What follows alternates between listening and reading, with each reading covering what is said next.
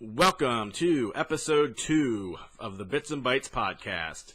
We are here on June 6th, a little bit earlier than we normally would, but we want to get our E3 predictions in plenty of time for you guys to be able to listen to them. So here we are with our second Bits and Bytes podcast. I think I figured out some audio issues that I had going into the first one. I had the mic facing the wrong way, so that would definitely help if it was facing the right direction. So we're going to just jump right in here and start with the news for the day, and then we're going to head into the topic, which will be our E3 predictions. A lot of Pokemon news today, as Nintendo held a Nintendo Direct that was Pokemon focused. First, a new version called Pokemon Sun Ultra and Pokemon Moon Ultra will be heading to 3DS on November 17th of this year. The game will be set in the same world as Pokemon Sun and Moon, but offer an alternative story as well as new Pokemon that didn't appear in the original game.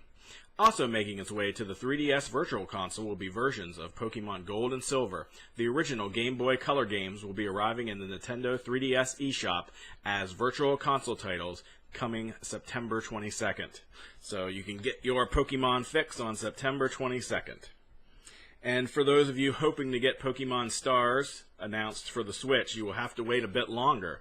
Nintendo did announce a Pokemon title for the Switch, though. It was Pokken Tournament DX. Will be releasing for the Nintendo Switch on September 22nd of this year. The game will use the Switch's unique features to allow for local wireless multiplayer between Switch consoles, as well as the ability to play with a single Joy-Con. I'm not too upset with this. I'm a Tekken fan, and I like Pokemon. I'm not diehard Pokemon, but I didn't get a chance to play the title on Wii U, so I am looking forward to it. The game will also introduce new features such as a 3v3 team battle, online rank play, and friend-only group matches. The game will also add 5 new Pokemon to the roster, which I'm not going to try to pronounce because I would butcher the names. And in other semi-related Switch news, PlayStation exec Sean Layden, when recently speaking with Time Magazine, praised Nintendo's new console, saying it definitely is what the fan base has been waiting for. However, don't read too much into this when it comes to PlayStation reviving the Vita, as PlayStation boss Jim Ryan said in a recent interview in Glixel that the PS Vita is not an active line for Sony outside of Japan and some parts of Asia, so don't hold your breath on a PS Vita 2. And now if I can get a drum roll, please. We are going to our topic of the show today, which will be our E3 predictions. E3 is only about 4 days away, and so I wanted to get our E3 predictions in on time. So the second podcast here is a little bit earlier than the first one would have been. So my first E3 prediction is Sony specific. I feel pretty good about it. I think they're sort of been hinting at this, but I think God of War 4 will be shown again, and it will be giving a release date of fall of this year. The reason I feel pretty confident about that is I feel that they've been really pushing God of War, especially in their new ads and stuff that they've been airing. There's been a lot of God of War gameplay in those, and I feel like they wouldn't be promoting it so heavily if it wasn't, if it was too far out. So I think we are going to get some God of War coming this year. My next is Nintendo will announce that the Virtual Console. Their plans for Virtual Console. They will also do a surprise announcement and announce some titles for the Virtual Console, which will be available that day of E3.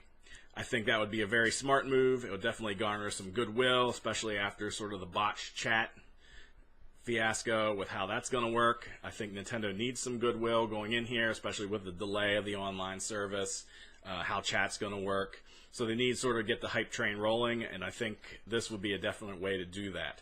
I think they're going to announce Virtual Console. I think it's going to support GameCube games.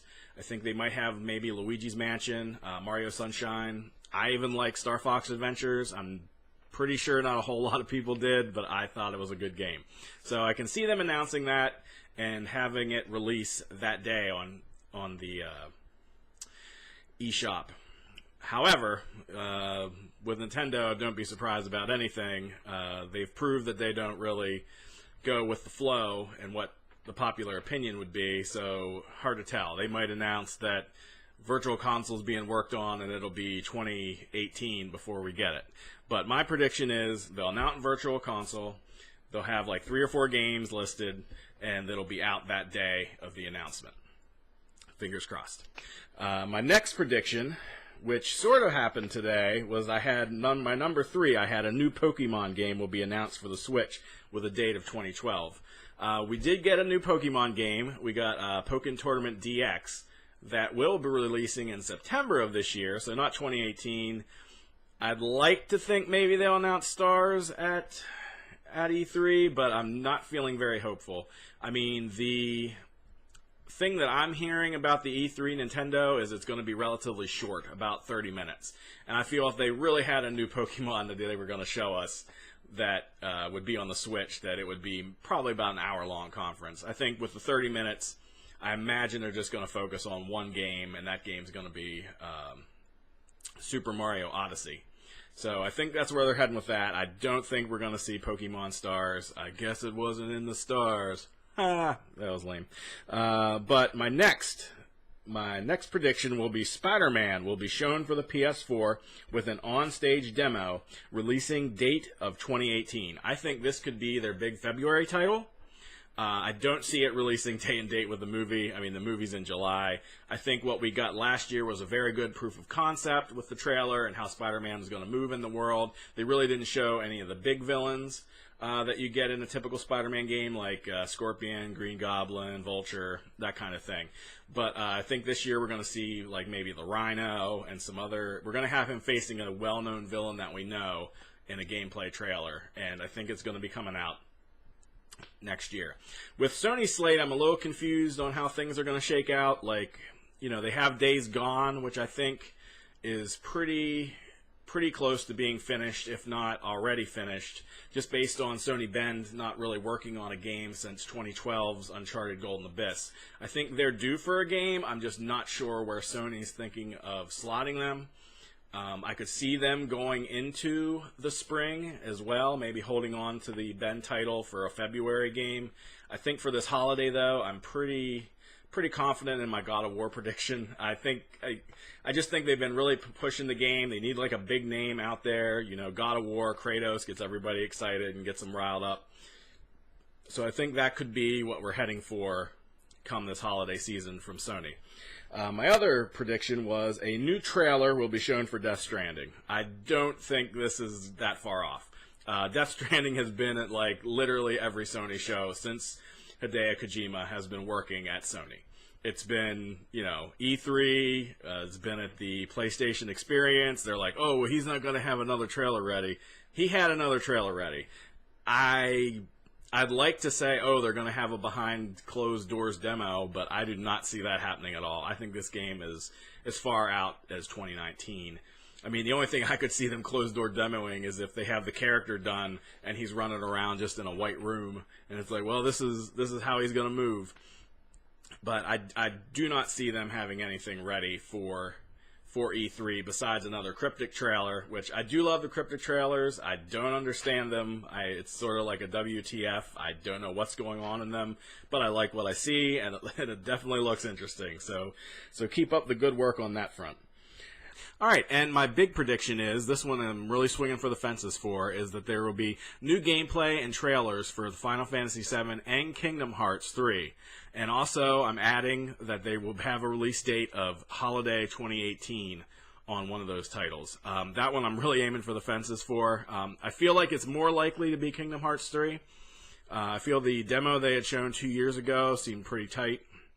Although that was more of a technical demo of how Sora was moving and fighting Heartless and whatnot. But the other reason, too, is that they just moved the development of Final Fantasy VII from CyberConnect to internally doing that now at Square Enix. I'm not sure if that signals some sort of trouble there, where maybe that CyberConnect was not executing on the vision that Square Enix had in mind that they wanted for the Final Fantasy VII remake.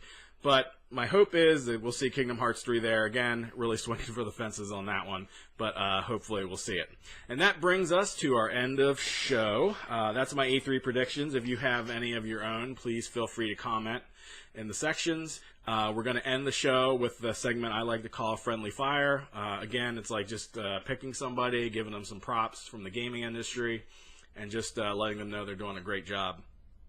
The one I have in mind for today is someone that gets a lot of flack.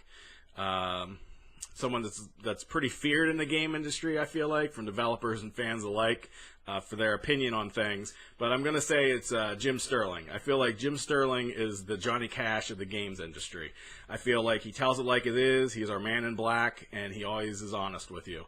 And for that, he gets a lot of flack, but he does a good job, and just keep doing you. And so that'll be the end of our podcast for everybody. This was episode 2 of the Bits and Bytes podcast. You can reach us at bytsnbites.com. You can reach me on Twitter at Sky_Striker. You can also check us out on YouTube, our Bits and Bytes channel, and on Twitch TV at Bits and Bytes as well. So hopefully we'll all have a good E3, and see you soon.